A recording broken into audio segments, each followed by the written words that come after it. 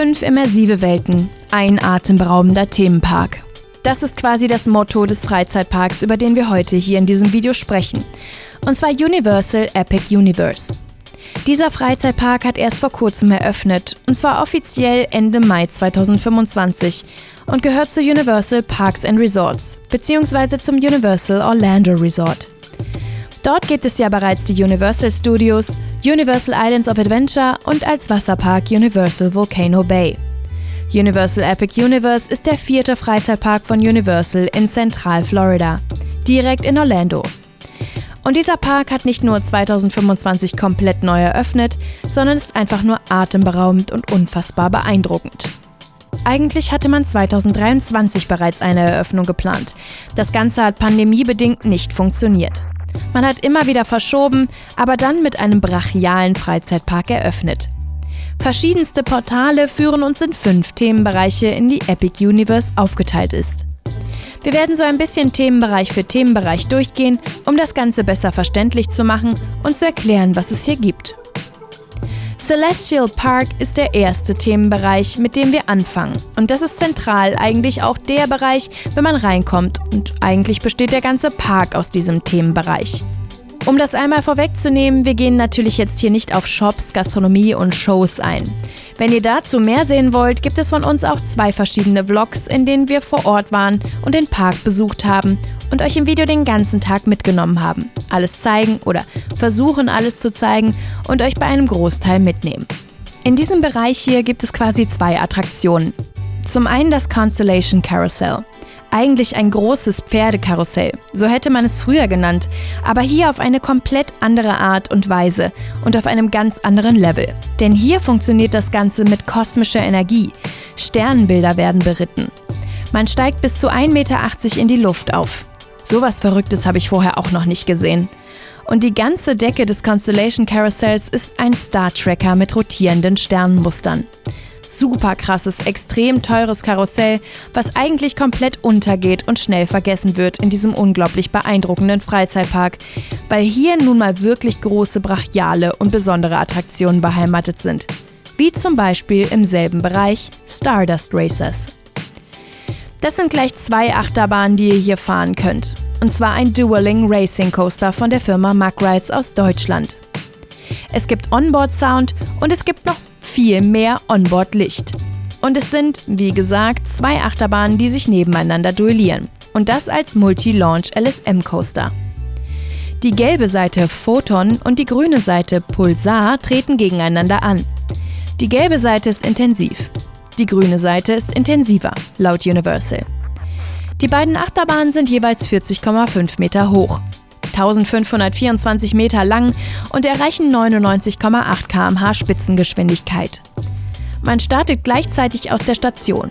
Die Wege trennen sich, man kommt wieder zusammen, wird beschleunigt und abgeschossen, fährt ein Stück der Strecke parallel, trennt sich wieder und fährt parallel zueinander, aber weit voneinander getrennt. Die Achterbahnen fahren wieder aufeinander zu und vereinen sich wieder beim zweiten Abschuss. Und dann geht es jeweils in die eine Inversion, die jeweils jede Seite hat.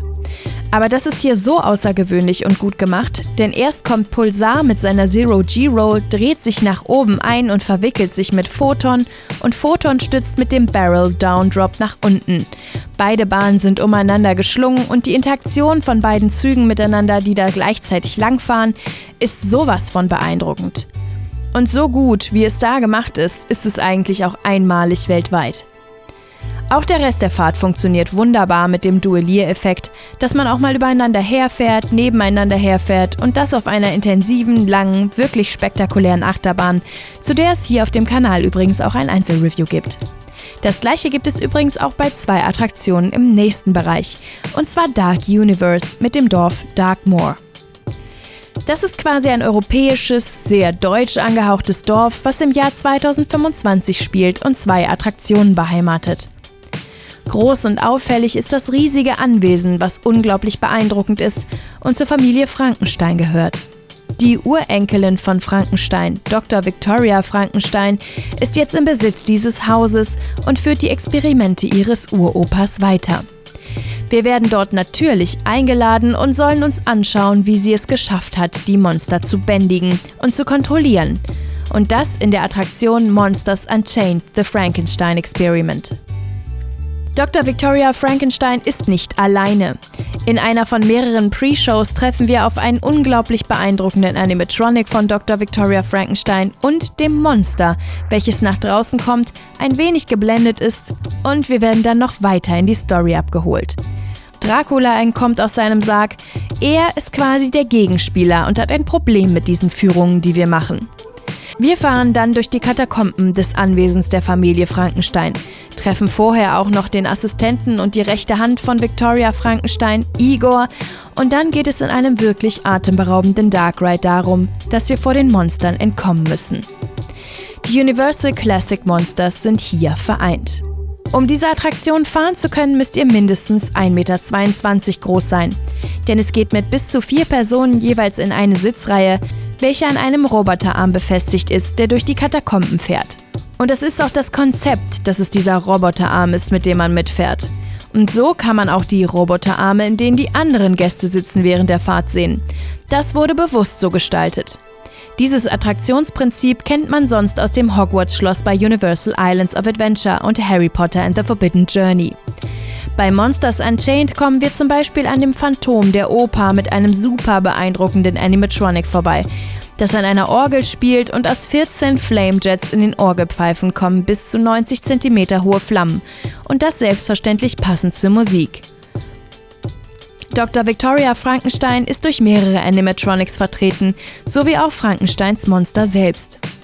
Der Ride besteht aus 14 Weltklasse und unglaublich beeindruckenden animatronischen Figuren, die unterstützt werden mit echten Effekten und verschiedensten Screens, an denen man vorbeifährt. Und so gibt es die Begegnung mit Dracula, mit dem Monster aus der Schwarzen Lagune, aber auch mit verschiedenen Vampirbräuten, dem Wolfsmenschen und anderen Classic Monsters von Universal. Und das in einem atemberaubenden, unfassbar beeindruckenden Dark Ride. Auch dazu gibt es ein Einzelreview, wo wir mehr ins Detail gehen können. Ansonsten kann man auch in diesem Bereich eine Achterbahn fahren. Und zwar Curse of the Werewolf. Auch hierzu gibt es ein Einzelreview, aber die Bahn kommt ehrlich gesagt nicht so gut weg. Obwohl wir hier einen Multi-Launch Spinning Coaster von Mug Rides haben, ist die Bahn leider mit knapp 60 km/h trotzdem nicht so überzeugend. Es ist viel hin und her gependelt auf dem Launch-Tracks und dann ist die Fahrt leider auch schon ziemlich schnell vorbei. Das Spinning-Prinzip ist zwar ganz nett, funktioniert nur nicht so gut, wenn man komplett eingenetzt ist. Man kann also nicht viel von außen sehen und auch von der Fahrt aus nicht wirklich viel, plus eine nicht so aufregende Fahrt. Also Curse of the Werewolf ist eine wirklich sehr schwache Achterbahn, vor allem für einen Park wie Universal Epic Universe. Das hat uns wirklich überrascht, wie unterwältigend diese Attraktion sein konnte. In einem anderen Bereich, und zwar How to Train Your Dragon Isle of Berk, gibt es aber eine Achterbahn, die uns komplett überzeugt und richtig überrascht hat.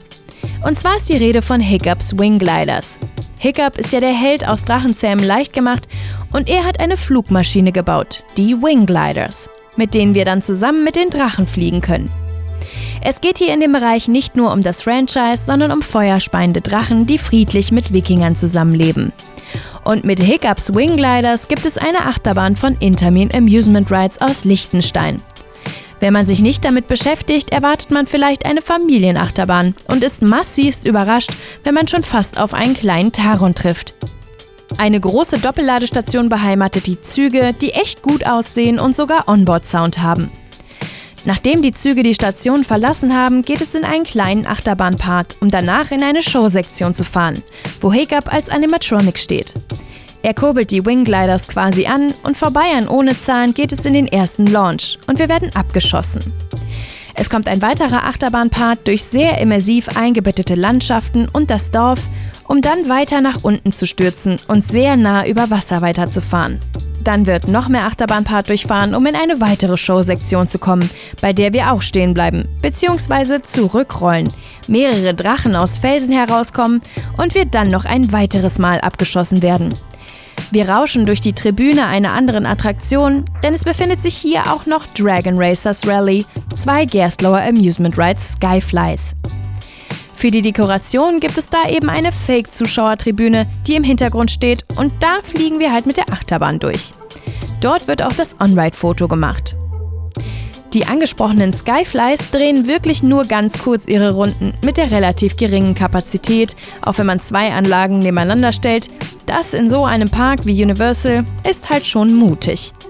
Man muss auch mutig sein und mit nassen Klamotten rumlaufen, wenn Fire Drill die Attraktion ist, die man fahren möchte, die sich auch in diesem Bereich befindet. Hier haben wir ein Splash Battle, was komplett vollgepackt mit Deko ist. Es gibt die Aufgabe, bestimmte Ziele zu treffen und bestimmte Ziele nicht zu treffen. Und die Ziele, die getroffen werden, die nicht getroffen werden sollen, sorgen dafür, dass man noch viel nasser in seinem Boot wird. Aber hier werden erwachsene Männer wieder zu Kindern und haben unendlich viel Spaß. Und es ist wirklich eine super beeindruckende Thematisierung für ein, in Anführungsstrichen, einfaches Splash Battle. Wir kommen zum nächsten Themenbereich, die Super Nintendo World. Und da hat man wirklich etwas sehr Immersives, Beeindruckendes geschaffen. Man landet erstmal beim Reinkommen in der Welt von Super Mario und in dem Schloss, was irgendwie sehr prägnant ist. Super Mario Land ist ein sehr schöner Themenbereich mit super vielen Details von verschiedensten Effekten und Dingen, die dort passieren, die wirklich cool aussehen und echt Spaß machen. Man kann mit einem Armband, was man sich vor Ort kaufen kann, dort auch Punkte sammeln und Münzen aus Kistenboxen und ähnliches. Ja, das ist wirklich riesengroß und super komplex und im Bereich der Super Nintendo World ist das der Bereich Super Mario Land. Das ist wichtig zu wissen, weil es gibt noch einen zweiten Bereich. In Super Mario Land jedenfalls gibt es gleich 2 Attraktionen. Einmal Yoshi's Adventure. Das ist eine Themenfahrt, in der man auf dem Rücken von Yoshi Platz nimmt und dann Indoor wie Outdoor unterwegs ist. Also ein sogenannter Semi-Dark Ride. Bei unserem Besuch war die Attraktion ganztägig geschlossen. Wenn euch das mehr interessiert, wie das aussieht, gibt es aber von exakt der gleichen Attraktion ein On-Ride-Video hier auf dem Kanal, nur aus den Universal Studios in Japan. Aber ob Osaka oder Orlando, Hauptsache Universal. Was wir aber gefahren sind, ist Mario Kart Bowser's Challenge. Diese Attraktion ist wirklich groß und beeindruckend. Wir nehmen in einem Mario Kart Fahrzeug Platz und es gibt Augmented Reality Brillen. Vorher setzt man aber so ein Mario-Käppchen auf und im Fahrzeug selbst sind diese Brillengläser, die dann in diese Kappe reingeklickt werden. Wir haben ein Lenkrad an unseren Plätzen im Wagen und dann kommt ein Ride mit der absoluten Reizüberflutung. Persönliche Meinung von uns ist, würde man diese AR-Brillen weglassen und das ganze interaktive Geballer und vor allem diese Reizüberflutung auf den Brillen und das Budget, was man sich da spart, sogar noch mit in die Thematisierung stecken oder in Animatronics, wäre das einer der besten Rides, die es überhaupt gibt. Denn die Thematisierung, die man gar nicht wahrnimmt durch dieses ganze Geballer und das ganze Wilde, was auf der Brille passiert, ist so unglaublich gut, dass das einfach Perlen vor die Säue sind. Die Attraktion ist eigentlich komplett drüber, obwohl sie sehr gut aussieht, eine gute Technologie hat. Naja, muss man aber mögen. Es gibt auch Leute, die natürlich davon Fan sind und denen das Ganze gefällt.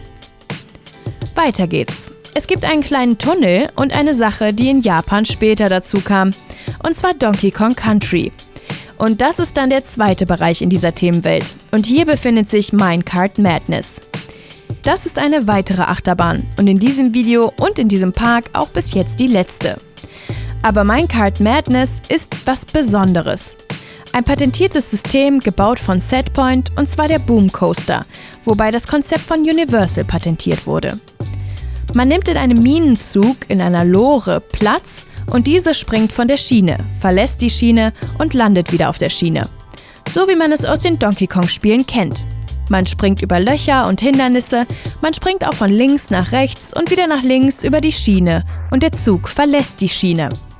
Jetzt denkt sich der ein oder andere, das kann doch gar nicht sein, dass ein Achterbahnzug die Schiene verlässt. So richtig macht er es auch nicht, also im faktischen Sinne, aber optisch. Denn der Wagen, in dem wir sitzen, verlässt die Schiene, die wir sehen. Und diese Schiene, die wir sehen, ist eine Fake-Schiene oder eine Dekoschiene. Der Wagen hat neben Onboard-Sound, der super wichtig für die Effekte ist, und Licht, auch sich drehende Räder, was den Effekt, dass der Wagen von der Schiene springt und die Schiene verlässt, von außen verstärkt. Aber der Achterbahnwagen an sich ist unten drunter versteckt an einer richtigen Achterbahnschiene befestigt.